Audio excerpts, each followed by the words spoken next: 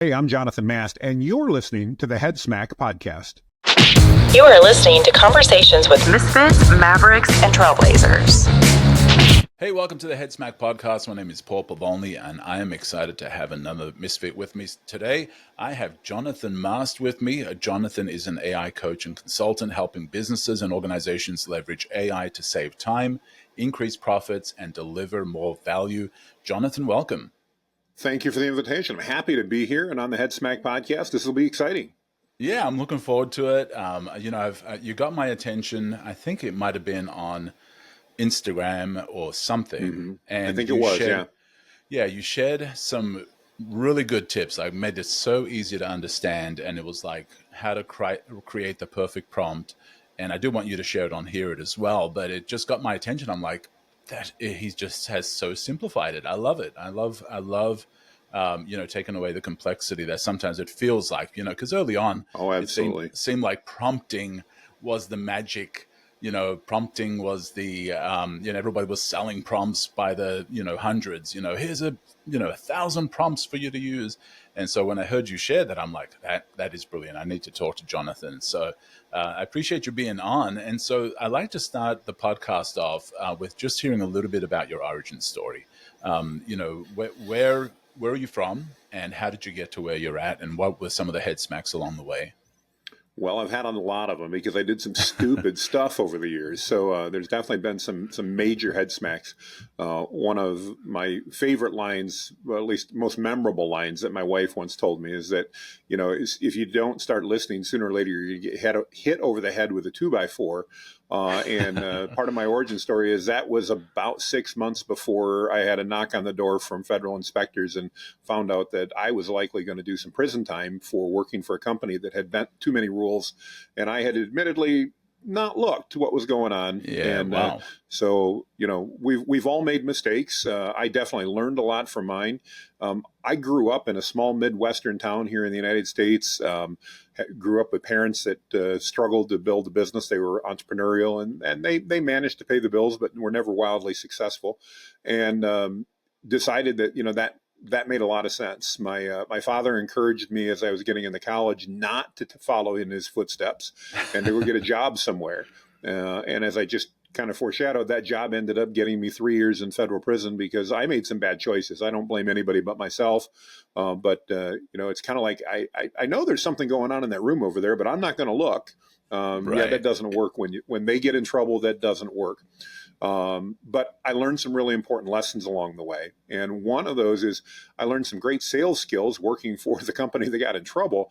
But I also learned a lot about integrity after that, because as you can imagine, being a felon, now I have to have essentially perfect integrity, because if I don't, then it's all over. Right. And that's actually... Right.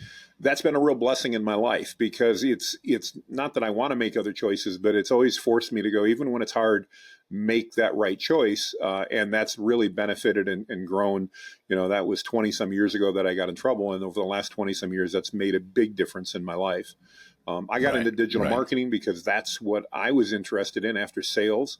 Actually, while I was in prison for 3 years, I got to connect, and I get to say I got a master's degree in marketing because one of the other persons that was there with me in the prison camp we were at was actually the head of marketing for Ohio State University. And on the third day I was there, he's like, if you want to learn marketing, he goes, I'll teach you. And so we spent 2.5 years of literally one-on-one tutoring, taught me a ton about marketing. And how did he convince you that marketing was important when you're in prison? It's interesting. When I went in, probably like everybody else, the first thing you go is, no, it can't be happening to me. I really didn't do anything that bad. There's no way I can be going to prison. Yeah, that all may be true, but it didn't matter. I was still going to prison. Right. And I remember going in, my wife and I had been married for 2 to 3 years. And one of the comments she made to me is, what are you going to do? You got 3 to 5 years in prison. What are you going to do to make yourself a better person? And I said, well, I've been in sales my whole life. I love sales. I've succeeded. I was fortunate enough that virtually every company I'd worked for, I'd be their top salesman. I would have never wanted to have worked for myself or had myself as a sales rep because I was young and arrogant, but I was good at what I did. And I said, everybody's told me my whole life that marketing and sales don't go together. And to me, they should be kissing cousins because they really help each other. And so I said, when I go in, I've got 3 to 5 years. I'm going to do everything I can to learn marketing. I talk to all my friends, family, people that I had hardly met. And I'm like, hey, they'd all say, what can we do? Well, send me some marketing books. Send me some books. I want to read, tens of thousands of pages on marketing. And it was truly a God thing because 3 days, again, after I'm there, I got to meet Roger, who was there as well. And he just said, I heard a rumor that you wanted to learn marketing while you were here. And I said, yes, I do. And he's like, well, if you want to learn it, I'll teach it to you. And wow. He did. So it turned out, I don't want to repeat that part of my life, but it was a good part of it. It taught me a lot of things.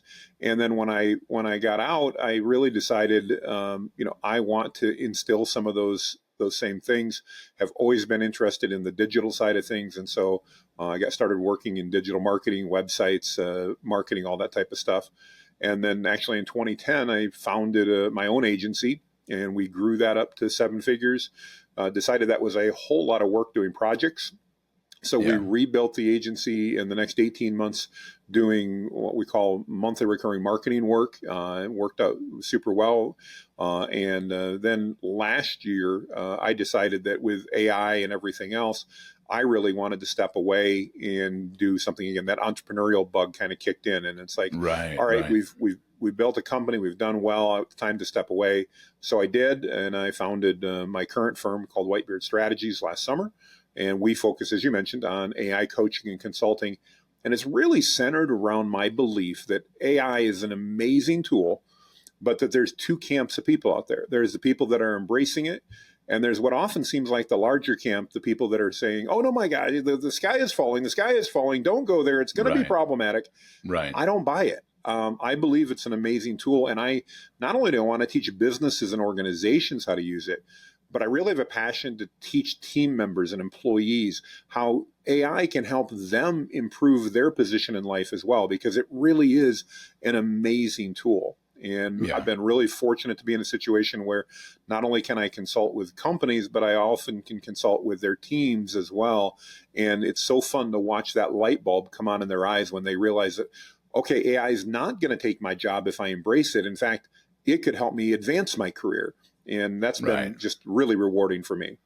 Wow. And so AI, so you sold the company, you sold the agency, or you're still a part of it, or good question. What I actually, I started the company in 2010. I realized in about 2012 that I wasn't going to be able to do it on my own. My visionary marketing ADD style just wasn't conducive to building a large company. And my wife at the time, we had a younger son, and said, well, she was a operations operation guru. And she said, I really want to spend more time with our son. And I'm like, come work for me. And she's like, I'll do that, but on one condition. And I'm like, sure, anything. And she's like, one of us has got to be in control. And I'm like, that's no problem. I'm really comfortable being in control. And she goes, no, I don't think you understand. She goes, I'm going to be in control. And if I'm going to work for you, you're going to sell me the company, because then you can never pull that rank on me. Wow. I'm happy to say 20 years later, or almost 15 years later, we're still happily married. Things went well. But she took over the operation of the company in 2013 or 14 and let me focus on sales and marketing. And she literally just announced today, the sale happened on Sunday. She actually just sold the agency effective on Sunday and did her first exit. So pretty exciting times here around the household. Wow. That's awesome. And so that was quite a big risk to launch out into AI. What was it about AI that made you think that this wasn't just a fad? Well, I started using it. I've been using forms of it for a number of years. And when I saw that ChatGPT had released basically an interface that made it accessible to anyone, and I started using it and seeing how it could really amplify skill and experience. In other words, I'm not a heart surgeon. AI is never going to make me a good heart surgeon, but I'm a great marketer, I'm a good salesperson, and AI allowed me to amplify those skills and those experiences that I had so that I could deliver more value to my clients. I could do so in less time and ultimately make more money in the process because of the time savings. And I really just, again, I've been around the block a couple times. That's why I've got all this white hair. I want to help people embrace it, because I heard a whole lot of the negativity at first about, oh my gosh, be careful. This is going to steal everybody's job. I still hear it every day. People, get mad at me and go, it's going to steal all our jobs. Well, at one point in time, they had buggy whip factories, and that's because people used horse and buggies. And when the internal combustion engine came out, those buggy whip factories, they still kept going for a while. But at some point, if they didn't learn a new skill, those people lost their jobs. And I don't necessarily look at the internal combustion engine and the automobile as evil because that happened. I think it's just another stage in our human evolution. And I really see AI being the same thing. Will people have to learn new skills? Absolutely. But from my mind, I can't imagine, why wouldn't you want to if it allows you to perform better and to deliver more value? What a great place to be. Yeah. And I think there's probably a third camp of people. I think there's the people that are like all in, gung ho, like they're fixed in on it. They're like, this is the best thing that ever happen. And then there are others that are freaking out. They're fearful of it. They're like, oh my goodness, it's going to take over the world, Terminator, whatever, Exactly. I think there's the other people that are willfully ignoring it or minimizing its true impact. And I think those are probably the ones that are going to be most surprised, because it's and I've shared this with somebody else. It's kind of like the first iPhone that came out. Like, it was used mostly, hey, it's better than a Palm Pilot. It's better than a Trio or whatever, or a Blueberry and Blackberries, Blackberry and Blueberry. That's all right. I knew what you meant. Blackberry. It's been a while, and I was a Trio guy. And so, the first phone, we did not know its full potential. We did not know that it was going to be so integrated with everything we do in our life now. It had a couple of apps for games. We had a better calendar. We had better texting. We had, the camera was terrible, but then we, still used it. But we had no idea the full potential of it. And now we're, 10 years plus removed from the launch of it. And we're like, we did not see this coming. And I think AI is the same way. I think people that ignore it or willfully say, I don't care. It's going to be so integrated into their lives at some point that they're going to be blown away. And so for the people that are fearful of it, what part is legit and what part is not? Well, like any other new technology that comes out, so you've got plenty of salespeople that are claiming that it's going to, do all of these amazing things. And the reality is, if it sounds too good to be true, it probably is. Not guaranteed, because AI does do some really impressive things. But if it sounds too good to be true, it probably is. My favorite at the moment are the people that are going around trying to sell these automated sales and prospecting bots that are telling business owners, you're never going to have to talk to a client again until they've paid you money and they've already become a client, because AI is going to take care of everything up front. It's not. Now, we may get there at some point. That's certainly plausible, but we're certainly not there today. In fact, I was just down in Mexico last week speaking at a conference, and that question came up about, Jonathan, what do you think about all these AI bots for sales and prospecting? I love them, but I asked the group a question, and I said, so how many of you, it was all business owners, how many of you would let ChatGPT write 30 social media posts for you, never proofread them, never check them, and post them to your social media? Not one hand went up.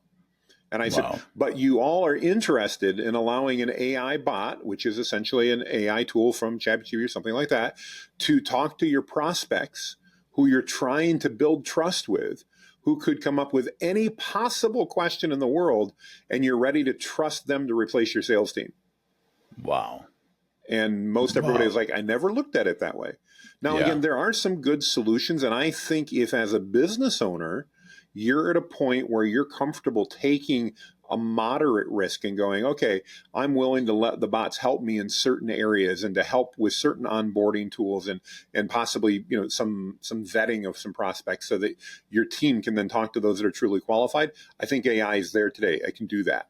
But to walk you through that entire process, I don't think we're there yet. And I know that I've got plenty of peers in the industry that are telling me to shut up and screaming at their computers now. But that's just the reality of where I think that we're at. And with that, So I do think there's some people that are overhyping it, but I also think that, again, if we look at it, and my goal has always been to focus on practical things that business people, team members, employees can do today and take it with. And I'm thrilled to say a lot of the feedback we get is, while you're the first AI guy I've talked to who actually gave me things that I could actually implement right now. We saw that last week. People were pulling out their phones and putting in prompts, as I was sharing, as you mentioned, my prompt framework, and they were doing that like, wow, that works. And that was easy. Right. Yeah. And yeah. I think we tend to overcomplicate AI because we think for some reason, innately, we almost think we need to, when in reality, we'd be better off if we had a conversation like you and I are having, Paul. If I talk to ChatGPT or Claude or Gemini, much like we're talking now, I'll get better responses than if I try to be so formulaic and so precise in what I do. Right. It's almost like, we think it's magical or something out there that we feel we've got to, like some people have that feeling about God. The only way you can talk to God is if you use King James English. Like, God, if thou wouldst and couldst and shouldst, and we, and so I think a lot of people might even feel that way about, AI, is they've got to have these proper words. Yeah. And maybe it was initially, it was a little different than even it is now. I think it's evolving and learning and getting better. Quickly. But I think, you're absolutely right in that, it is a lot easier to do the prompts now than it has been, and it's only going to get easier, and we don't have to complicate it, and it is going to augment our lives. As you were sharing earlier, with the whip, I think with every new technology, there's always somebody that is going to have to transition. They're going to have to learn new skills, or they're out of a job, and that's just like progress, for thousands of years, I right? love that. Yeah. And so there's people that did the printing presses, and they created, they lined up the blocks of text, and when that became simpler, then suddenly they had to either learn a new job and evolve, and then of course computer publishing came out, and then all those people no longer have a job, and so I think every new technology has casualties. Correct. If they don't evolve and learn, they kind of become irrelevant and bespoke and custom for whatever. And so, I don't think it's a fear we should have of it. I think we should look at it as an augmentation, right? Absolutely. Yeah. Absolutely. And so when it comes to the prompt, and I do want to get into the prompt framework, how has your understanding of AI evolved? I mean, it seems like it's been forever, but it also seems like it's just happened. It really has. Only been, 18 months, I guess. Yeah, almost exactly. Yeah. Yeah. So how has your thinking of it evolved from your first, what's this AI thing, to where you are now? I think the biggest difference is that I now look at it as an assistant. It's someone that is there to help me. It's not somebody there to replace what I'm doing. So, if I need to write an email to a client, and one of those emails that, we need to say something, but we don't know how to say it properly, we're all going to write that email. Some of us are going to delay over it. Some of us are going to spend more time thinking about it. With AI, I'm still going to write that email. I'm still going to tell it what I want it to say, but I'm going to let it then pick the right words to do that. And much in that case, it's like if I had a professional editor that was sitting next to me at my desk, who I said, all right. I want to write an email to Paul that says the following, but I don't know the right words. And they, being a wordsmith, would grab that and go, great, now that I know what I'm saying, they'll make it sound perfect. That's AI to me. It's an assistant that amplifies what I already know or have experienced. And when I started, I really didn't look at it that way. I looked at it more as just a blunt tool that I could use to do specific things. And now I really see it as something, again, that helps me, again, save time and amplify that skill and experience, so that, you and I, even with similar backgrounds, would end up using the tool in different ways, and it would likely benefit our lives in different ways just because we're different people in that process. Right. And I think that is where the strength is right now. And you shared about the automated phone system and sales system. I think right now we're at a place where it's augmenting things that we're doing. Correct. It's amplifying them. It's not at a point fully, I mean, in some cases it is, where it can totally replace you having to do a whole lot, right? Are you feeling that way, or are you feeling that we're further along than we believe, or we're not as far as we think we are? I think there's a lot more opportunity for automating things than what a lot of people think about, but I think it's not all being done just through AI. So, I see a lot of people that are like, I want AI to do A, B, C, D, E, F, and G, and I want it to all happen automatically. When today we could do A, C, F, and G, but in between there, we're going to need to use a tool like Zapier or Make or something else that's going to connect it to. And at the end of the day, from a technology perspective, what do I care? As long as I get the result, I don't care. I think a lot of people are expecting that AI is going to do it all. And down the road, there may be more integrations built for that. There probably will. But today, I actually think we're further along in the ability to automate, but I think we've got the wrong mindset about how we're going to automate it, because most people are only looking at one tool instead of using a suite of tools that will actually accomplish their goal. Right. And so when it comes to those tools, there is a lot, and everybody's coming out with their own AI. Yeah. On my phone, I've got AIs that I never use that somebody mentioned some Me too. Yeah, somewhere. absolutely. Yeah. I've got Perplexity, and I've got like all these different things, and I always end up with going back to GPT and to Claude. So before we get into your framework, what's your breakdown or understanding of the strengths and weaknesses of the different platforms? And so if somebody's listening to this and they're like, yes, I'm ready to jump into AI, which one should they jump into for what? Well, let me irritate every multi-level AI marketing or salesperson out there. You don't need their tools. Not that they're necessarily bad, but I really believe there's 5 tools that as a business owner we should look at, and probably a few less if you're not in business. The first is ChatGPT.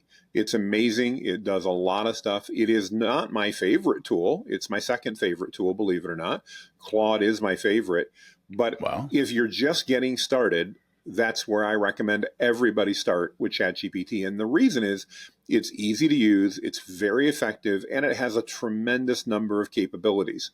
So I think it's the perfect place to start until you really identify what are you most interested in and where is AI going to help amplify that for you. Then we've got Claude by Anthropic. A lot of people have not heard of that. It's a major competitor to OpenAI's ChatGPT, and it is my current favorite model. I really do love Claude, and I use it all day long. I think that the responses better reflect what I want out of that. And I use it for a lot of data analysis, and I find the analysis tends to be more precise than it is through ChatGPT. Again, we're not talking 20% with ChatGPT and 90% for Claude. We're talking 85% for ChatGPT and 90% for Claude. They're still both very good models. Right. Then we've got Google Gemini, and if you're a Google fan person, it's a great tool to use. I don't think it's quite as good as the others, but you can still do anything and everything you probably need to with Gemini and get it done well. So there's nothing wrong with that. I have a client that, they're a nonprofit, a large national nonprofit, and they get Gemini as a nonprofit for part of their Google Workspace subscription.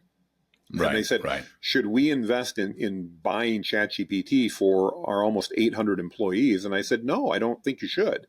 You may have a dozen or so employees that need that, but let's train your staff on Gemini, because Gemini is fine. It will do what certainly in the old 80-20 rule, what 80% of the people need, it will handle.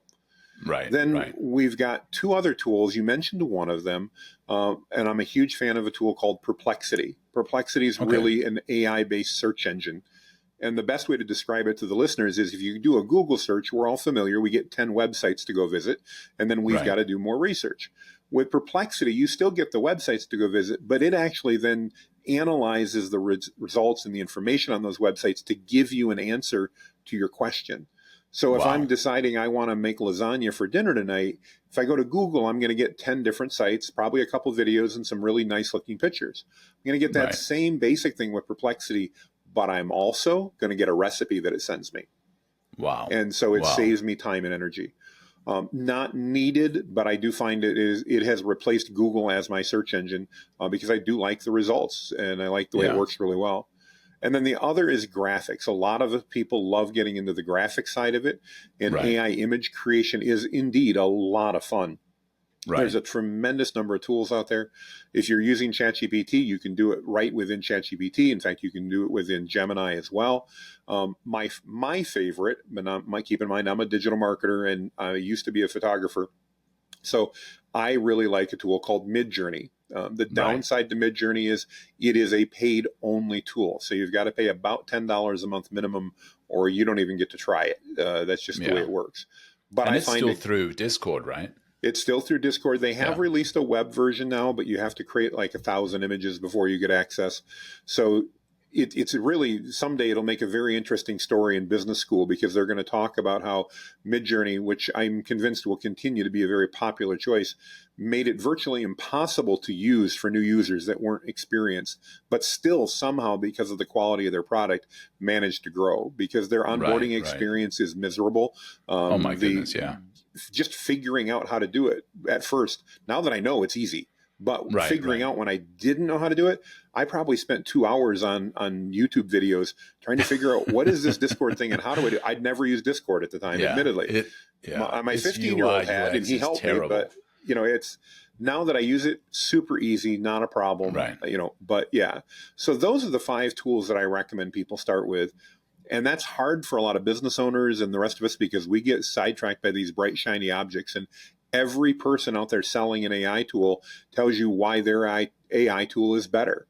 And sometimes maybe they're right, but I have yet to find one that is. And I'll tell you, even for me in what I do, I rarely use any tools other than those 5 we just mentioned.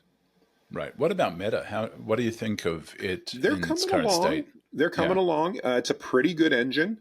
We do use it occasionally. It's not made it into my everyday usage yet. Primarily just because I don't love the interface. It just seems a little cutesy to me, which I know is not necessarily being reasonable, but it's not appealing to me. Where I have used it quite a bit is we do use a tool in our agency. We do some AI assisted content marketing, and through that tool, I don't actually need to look at Meta or look at ChatGPT. It's actually using the API of all of that. And it does a really nice job of creating content at that point. So I think it's a very viable contender. I think it will do well. And I think the biggest thing there is just having people realize that it exists and how to get to it, because Meta they've tried to fit it in with Facebook in such a way that candidly, I at least find it confusing. Maybe it's because I'm an old man. I don't know. But I find it a little confusing. I think most people do. They don't understand why use Meta AI in Facebook. It hasn't been made clear as to how does this make my life better. And I think that's a failure on Meta's part, on Facebook's part, is they haven't made it clear, like, why do I need this tool? Like in Facebook, of all things, like how is it? How is it helping me? And so I think that's where they're struggling to get traction, is they just haven't made it clear of why the big why use this. And so when it comes to things like Claude, Claude does not pull from the internet, right? That's right. Feeds off of data that it has placed in there. Is that the way it works? Yeah, so one of the major differences, and I do expect it will change, but right now, ChatGPT and Gemini both have web access. So and as does Perplexity, you can go out and have it, scan a website page, pull data from a website page, anything like that. And for the most part, there are some exceptions. It works really well. Claude does not have web capability. So if you want to put information in, you need to either grab a screenshot of that website, or you need to use another tool to summarize it. I have another tool that I use that actually will summarize a page, and then I will feed that information into Claude, and that works well. It's kind of like the old days of video, and the old days are today for the most part.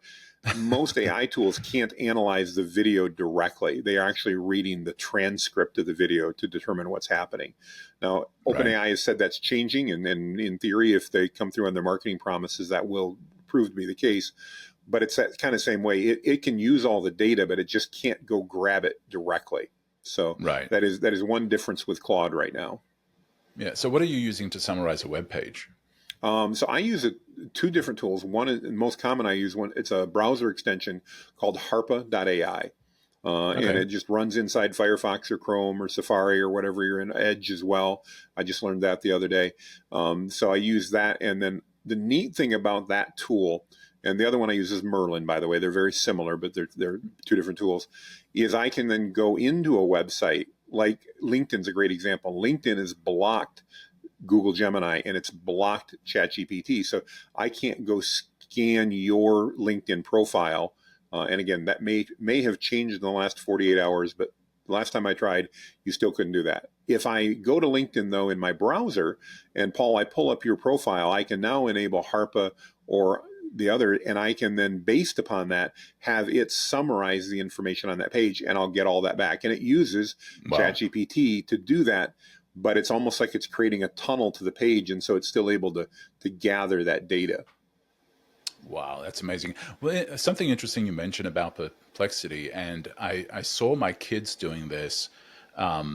And like I said, I had Perplexity on my phone, and I'm sure I've downloaded it or attached it to stuff that I have because I'm just a sucker for. I'm an early adopter, and I'm a sucker for apps and stuff. I've away from the very first iPhone I bought on day one. And so for Perplexity, you mentioned it goes to websites, pull in this information. What I saw my kids doing is they were doing that with ChatGPT. Yeah. They were going in, and instead of researching via Google, they were now researching the best whatever using AI. And I thought that was very fascinating. And for me, it seemed like that is the evolution of search, because Google, I think, has really messed up search as well as, I mean, absolutely. It's good, but it's messed it up because I think people are gaming it. People, like you mentioned, you look for a recipe and you'll find a ton of recipes, but they're cluttered with all these ads, or it's somebody that's just has a bunch of affiliate links, and you're like, I just want the best recipe for chili, and you get all this junk, delivered to you, and you're like, this is just a mess. And so, right. So I think that's where Google, I think, is going to have to evolve, and I'm sure it is. Do you have any insights on search and your feelings towards what is happening with search? Is Perplexity the future? I think as a tool, I think Google's not going away anytime soon, just because they have more money than anybody else on earth, I think, at this point. So they've got a lot of staying power. They're coming out with their new search generative experience, which is going to be similar. One of Google's problems, and I get it, it's understandable, as a business, they need to make money. And so money actually drives more of the search results than anything else. When we see the amount of screen real estate going to ads nowadays, as opposed to what used to be there, and the fact that they no longer make it as clear which are ads and which are not. If you know, but if you don't, it's really easy. And they made that change because people weren't clicking on ads. I think that yes, the concept of an AI engine analyzing search results and bringing back an answer, I absolutely think that's the future of search. I think from a business perspective, when we're looking at the changes there, and it's not exactly what you asked, but being a marketer, I have to comment. Instead of being focused on keywords moving forward, I think what we're going to see is a concept called topical authority, where the search engines are not so interested about whether or not you have the right keyword for best chili in Indianapolis, Indiana. They're going to be more concerned about, do you write about chili, and are you an expert on the topic of chili in general? And then if you happen to be based in Indianapolis, you win because you're going to get shown more. It's a subtle, but I think important difference in how businesses are going to have to look at it. And I think it's going to be largely driven by AI again, because AI now has capabilities to analyze not just a page, but all of these pages together essentially in a cluster and determine, is this really credible? Is this organization, this website credible for that particular topic?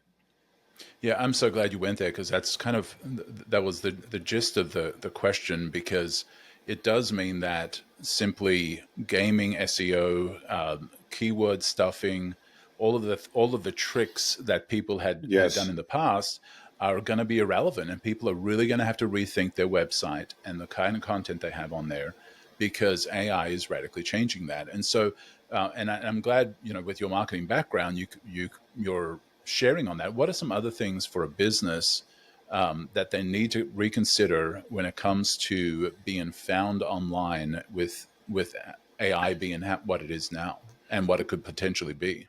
I think the biggest thing is focusing on helpful content. In other words, you need to create content that provides value to your target audience.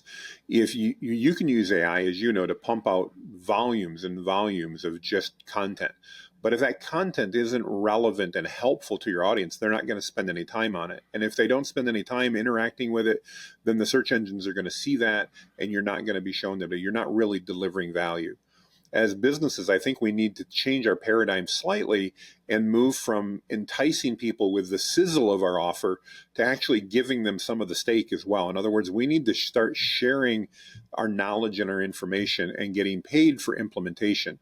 So as a digital marketer, just as an example, that means I need to start explaining to people how to write great ad copy, how to write an engaging and viral social media post, and maybe even showing them how to do that with AI, helping along that process. And I think a lot of businesses are scared to do that because they're going to go, Jonathan, if I show people how to use AI to write a viral social media post, they're not going to need me anymore. If they can use AI to write an email campaign, they don't need me anymore. My belief is different. My belief is that, you in your business have your role and the things you want to do. And if you're not a marketer, chances are marketing's not one of them. It's kind of like my lawn. I'm perfectly capable of mowing my lawn. I'm perfectly capable of changing the oil in my car.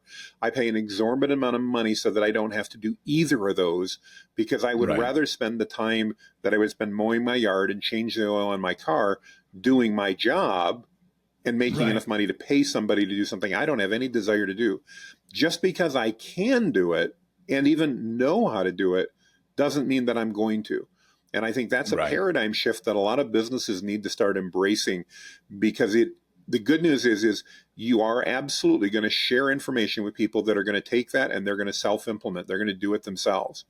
The key is those people were never going to pay you to do it in the first place. So you're not losing anything as a business owner. But by creating that content, you're now creating credibility for yourself, going back to the topical authority we talked about with SEO. And now you're going to have people come to you. Candidly, Paul, just the way you and I met, I try to deliver value. One of the ways is through Instagram. You saw one of my videos and thought, wow, I'd like to talk to Jonathan. We didn't get introduced by a mutual contact. I never reached out to cold call you and begged to be on your podcast. I'm happy to be here, don't get me wrong. But we met because of that value that I was trying to deliver. And fortunately, it resonated with you, and we reached out and connected. The great news is, if it hadn't resonated with you, then I probably wouldn't have been a good guest on your podcast either. And therefore, I wouldn't have lost anything. Right.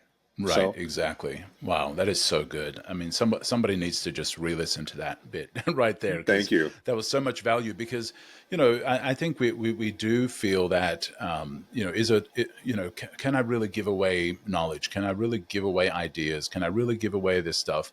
And the truth is, you're going to have to. Because the world is changing, putting everything behind a paid gateway, a paid wall, keeping everything close to your chest.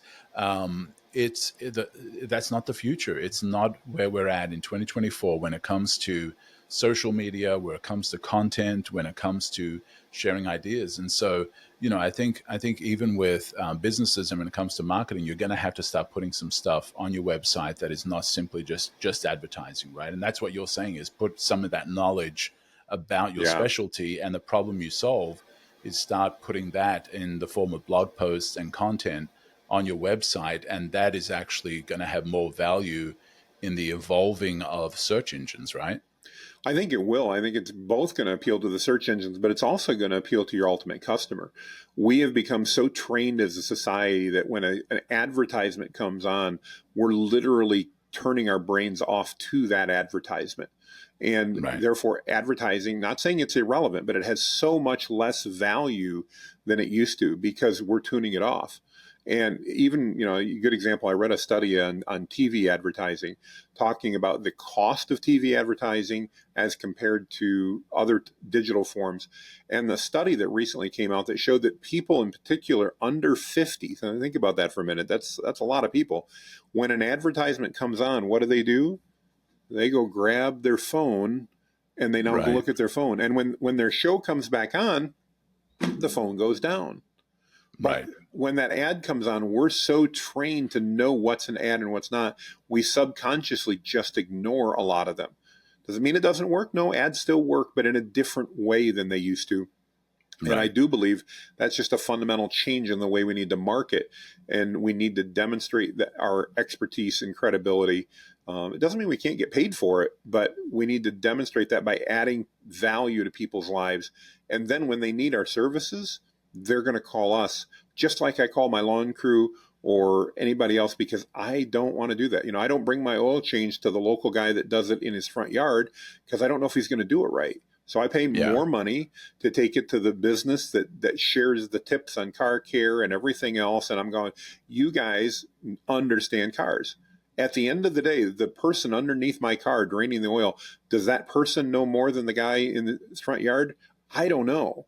But my belief, because of the way the business is operating and sharing value, is that if I can trust the business, then I can likely trust their team, because they're going to follow through with that same level of quality and integrity and care across the board. And that means I pay more money to get my oil changed than I need to, because I go to a franchise location that's well trained in my mind, could be wrong, as opposed to going to the guy that's going to change it in his front yard that might do a better job, but I just don't know, because he's literally a front lawn mechanic at that point. Right. Now, with the sharing of ideas and the sharing of content and the sharing of knowledge and the sharing of what you do, with AI pulling this data and feeding results in a page of content, shouldn't people be concerned that my knowledge, my information is anonymous in an AI? Suddenly it's fed from my knowledge, it's fed from my wisdom, but it's not giving me any credit for it. It's just pulling this into a result. Is that a legitimate fear, or do you see that things are changing, or it's irrelevant? Well, I think it's a legitimate fear, but I think it's misguided, if that's fair. Especially as a content creator, I create a lot of content, and I see people borrow my content. I use that in air quotes, I suppose, regularly. But if you do a good job of it, you're going to be okay. Here's how I really look at that, Paul. If you and I have an idea today, the chances are that wasn't the first time anybody on earth thought of that idea. We likely were inspired by something we heard or we read or we saw that caused us to put some things together. And that's really the same manner that AI is creating things. So when I go to, for example, create an AI-based image, is it using the images it's been trained on? Absolutely.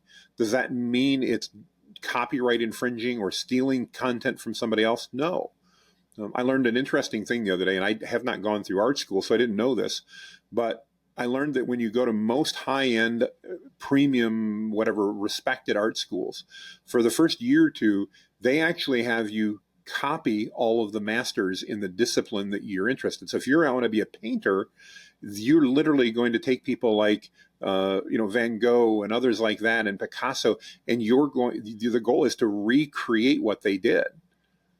Yeah. Why? Because in that process, you're going to learn skills that ultimately your personal experience and skill will then reflect a different style. So you're never, even if you love Picasso and learn Picasso, you're never going to paint a Picasso because you're not Picasso. You're going to paint something that Paul would do.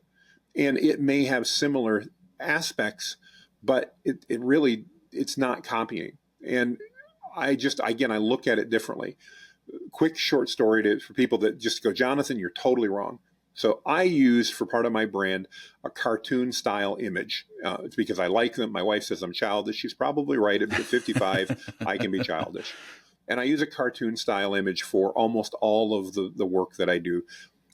Recently, I had another AI coach that I know and like and actually collaborate with. He loved the idea, and so he started creating his own. They looked very similar to mine.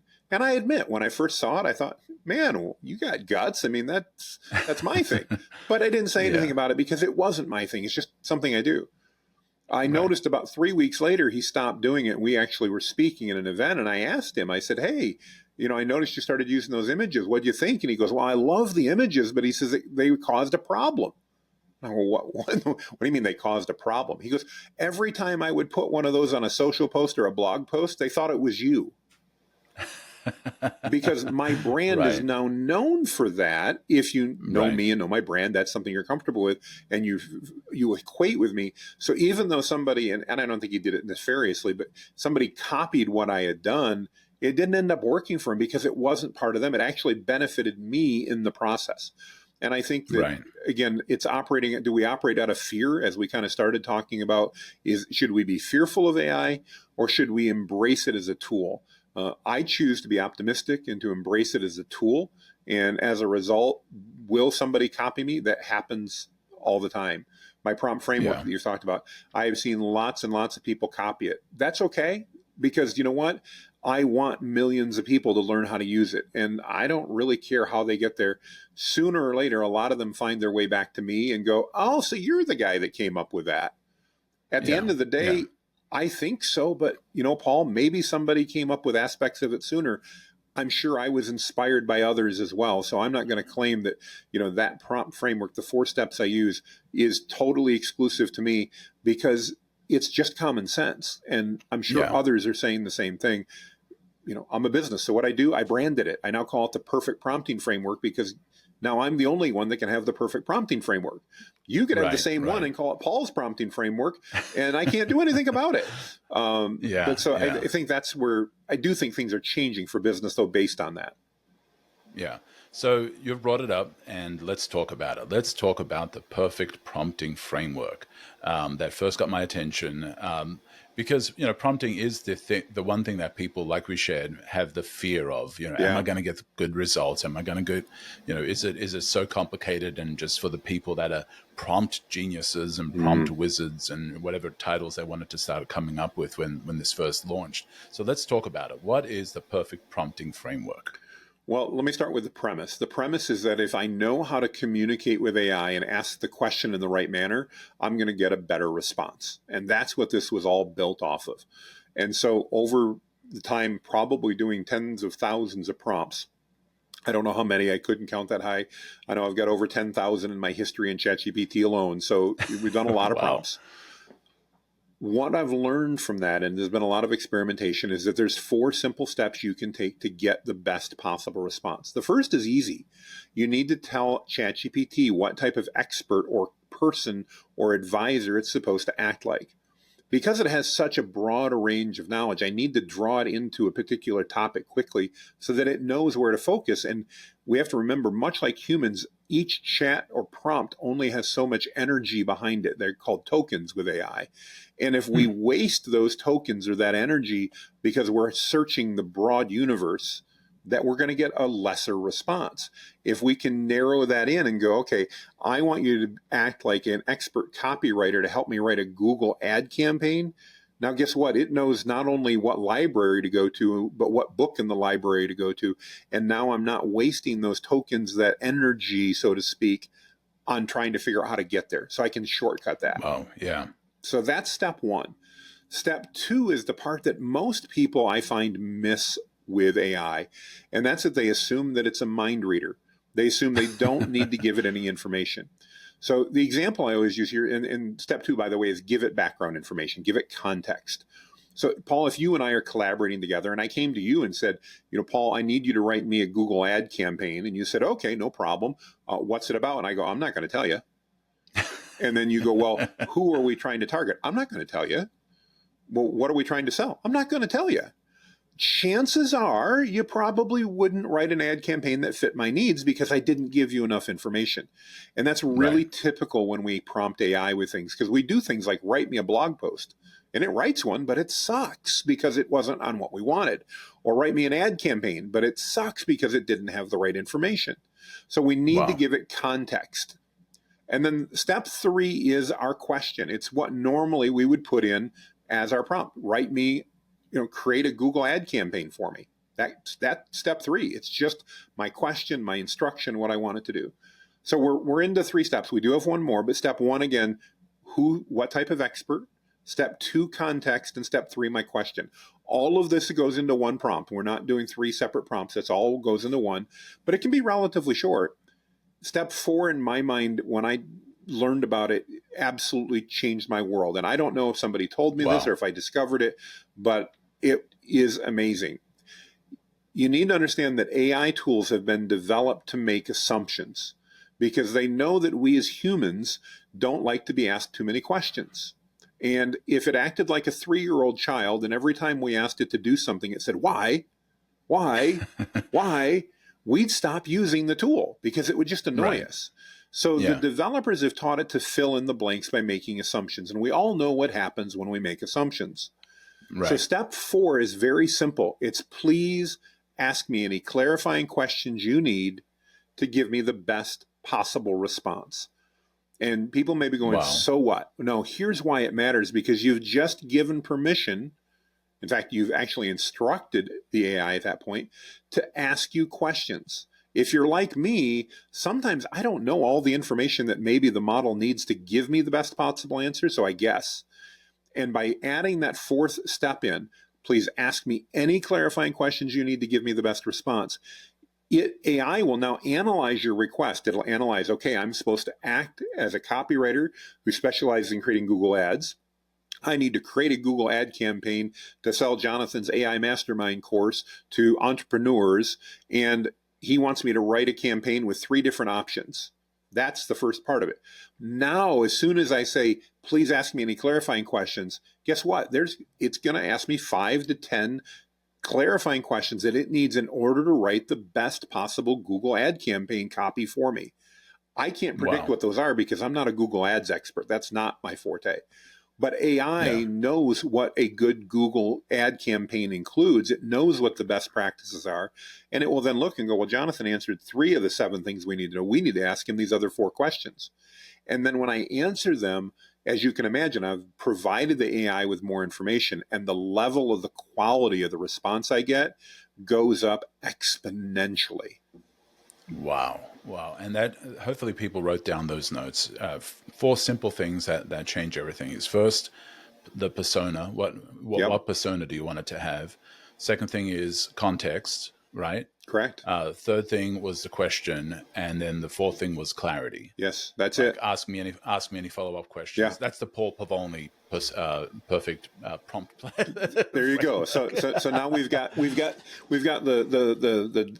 2P prompt framework from Paul, and we've got the perfect one for me. And you know what? Either one will work because that process just provides the AI tool with the necessary information it needs. And again, Paul, it's no different if you and I are collaborating. If I didn't provide you with that same information, let's say you are a Google Ads expert and you're going to do that for me, I would expect that you'd come back with questions if I didn't give you that information. And it wouldn't bother me in a business relationship if you did that. But yet we never think of doing that with AI, and it truly changes everything. Right. And that's as simple as it gets with getting some pretty decent results. It's just simply following Jonathan's framework, because it's not as complicated as some of us feel. But there's also ways to get a better prompt, right? Even if you use that, what are some of those ways to even get a better prompt? What are some of those frameworks that you've talked about? Well, there's a number of things you can do that we can add into that, like what format do we want to provide it in? So maybe I'm asking for keyword research and I want it to put it in a table, or that type of thing. I want it to create a graphic about something. I can do that. There's a lot of things I can add into that to make it better. Probably the single biggest advice I can give to make it better is, remember, it's about having a conversation. It's not about just asking one question. We call that single prompting. And that's, again, like me walking to your desk, Paul, and going, I need you to write me a Google ad, and turning around and walking away. And an hour later, when you bring me that and I go, well, you idiot, that's not what I wanted. You're going, no, boss, you're the idiot because you didn't tell me what I needed to do. And what works well is if I came and said, hey, Paul, I need you to write a Google ad campaign for me. And you said, great, let me ask you a couple questions. And I said, sure. And I stood there and we have a conversation. And then during that, you remind me of something else because of one of your questions. So I add that into the conversation as well. And we have a 5 to 10 minute conversation about what my expectations are for creating that Google ad and what you need as a professional in order to be able to deliver on my expectations. The other example I can give is, let's say we're texting, because I often compare prompting to texting. And I say, Paul, let's meet for lunch today. I'm not just going to send you that text message and assume that you know the time, place, and location that I want to go have lunch. we're going to go back and forth. You might say, hey, I'm not available until for a late lunch. Can we do 1 o'clock instead? And I might go, yeah, that'll work. And then you're like, I'm in the mood for pizza. And I go, I want sushi. And so we compromise and we go for burgers and fries. And we go back and forth with each other, and we have a conversation. And ultimately, what does that mean? We're both going to meet at the same restaurant at roughly the same location, and we're going to have lunch. But if we didn't have the conversation, if we just single texted and I said, Paul, I'll see you for lunch, you might be going, where, when, I don't know, and I don't want sushi today. You need to have that conversation. So is that conversation happening in a single threaded conversation, and it's learning, and so each new question you could continue feeding it data and it's learning in that single threaded conversation? Is that how you train it? That's one way. And yes, if you stay within a conversation inside of any of the AI tools, it's like staying within one text conversation. It has access to the information that you said previously. Now, for the technical people out there, yes, there is a point at which it forgets that. Just like as humans, if you texted me something 2 years ago, I may not remember it today. Right. That can happen. But for practical purposes, if we stay within that chat, it's going to remember that. The other thing that I'm a big proponent of to help improve prompts, and this is more of an advanced concept, but I create what I call a number of prompt snippets. These are little bits of information that I use repeatedly in different prompts. An example of that would be I have gone through and I've had AI interview me in order to determine what my tone and my style is. I've uploaded blog posts that I've done. I've uploaded podcasts, transcripts of that. I've uploaded lots of information to showcase to AI, this is who Jonathan is. This is how Jonathan speaks. Here's his values. As a result of that, and it analyzed all that, and we had a big interview, it came up with what I call a snippet. It's about 45 characters long. That is my tone and style. I save that in my clipboard and I have that available because I use that every single day when I'm creating content, whether it's an email that I'm writing you, Paul, or an SOP, it reflects my tone and style. The neat thing is if I give that snippet back to AI and I say, what does this mean to you? I'm going to get 10 or 20 pages of information based upon that, because we worked in the reverse. We started with lots of data and we condensed it. And I told it to condense it in a way that it would understand as much as possible about the expanded data. So I keep a number of those around that I use, again, as I'm prompting. There's different things like that, but the most common one is my tone and style. And again, that's a little bit more advanced, but it's very easy because whether I'm writing an email campaign, website copy, an SOP, an email to my mom, doesn't matter. If I want it to sound like me and not sound like AI, I can just paste that in there and it knows, oh, okay, this is Jonathan's personality. This is his tone and style. This is what he enjoys. And it doesn't necessarily talk to my mom about motorcycles, one of my passions, but if it understands that, what that means to me as a person, the freedom and the liberty and all that, it then can reflect that in the way that it writes things. And it sounds more like me. Wow, that's amazing. Now, that's before you start prompting or after you start prompting, or is that a fifth thing that you ask it, ask me about the snippet or ask me for I actually I've got it to a point now that I just throw that into the prompt when I'm doing it. So, and it really can go at the beginning or the end. It doesn't matter because it understands what that means. Now, ChatGPT has a feature that Claude and Gemini do not, called memory. And it will actually remember aspects of what you do over time. That's good and it's bad because some of what it remembers is good, but I'm a married man. Some of it's like my wife and it remembers things that I wish she didn't remember too. And the difference is that in every conversation it remembers it, or is it just not every bit of every conversation? And I couldn't tell you exactly how the algorithm works, but the good news is ChatGPT gives you the ability to go in and go, don't remember that. So honey, don't remember when I dumped the chili all over the floor. So when I make a mistake like that, it's almost like going to my wife and being able to remove that memory like she never knew about it. So that's like the benefit. Men in Black, Yeah, exactly. Forget what you just saw. Yeah. Okay, that's very interesting. Because, so that's one of the benefits of ChatGPT. Yeah.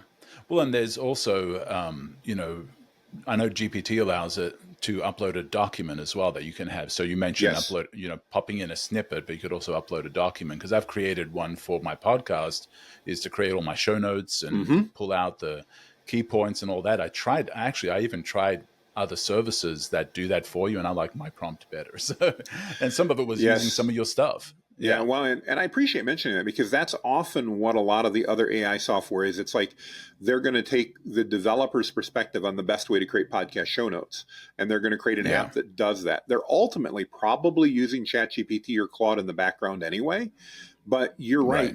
I would personally rather be in that spot where I can control it. And your idea of uploading a PDF is fantastic. We do that for our client work. So when we do work for a client, we create a client bio.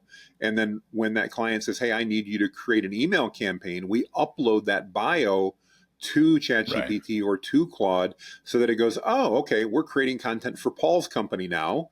And now it remembers what's important to you and your values and your tone and your style and all that. And now when I write content within that chat window, it's going to use your tone and style and reflect your values, your product, your information, your website address, your company name, because I shared all that with it. And a PDF is a fantastic way to do that.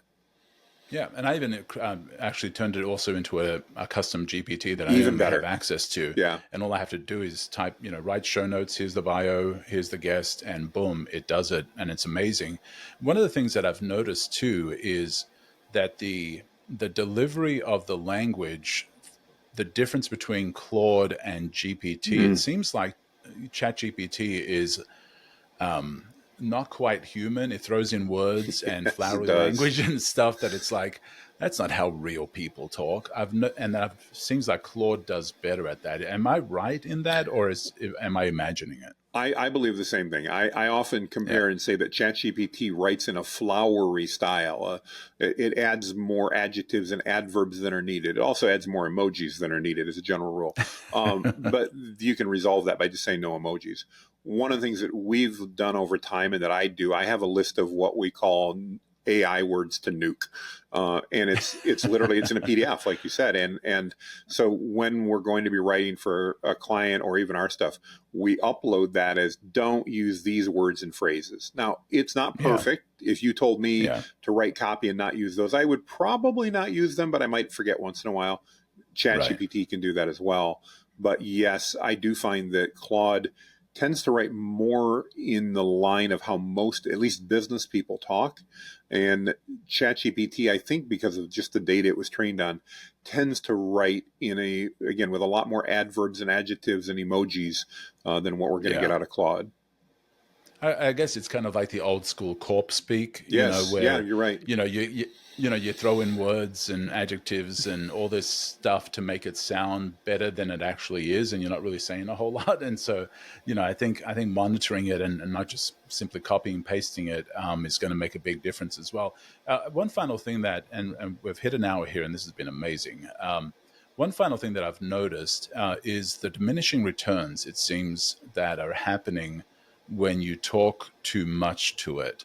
Is that a case of people not prompting well? Because I've heard other people tell me this. It's like, the more I keep telling it, change this or fix this, and it's like gets worse and worse and worse, and it doesn't like save the good bits. It just like redoes everything and makes it worse than it was. Is that just bad prompting? Is that the state of AI?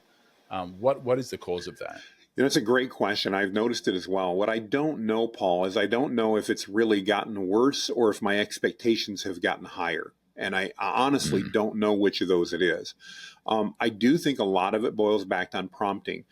Think of it like I have a 17-year-old, so that's where my mind goes. If I give my 17-year-old son a list of 7 things to do, I'm going to be really lucky if he gets more than 2 done before he goes, what else did you want me to do, Dad? Just because that's the way it's going to be. And to a certain extent, I think that's one of the difficulties you run into with AI, especially on the ChatGPT side. Again, I think ChatGPT is great. I do prefer Claude a little more. One of the reasons is because I can give Claude 7 things to do and it'll get 6 right. ChatGPT is going to get 4 or 5 right. And that's not scientific, guys. That's just off the top of my head. So I do think there's difference, but I think a lot of it boils back to us asking ChatGPT or the model to do too many things at one time. Yeah.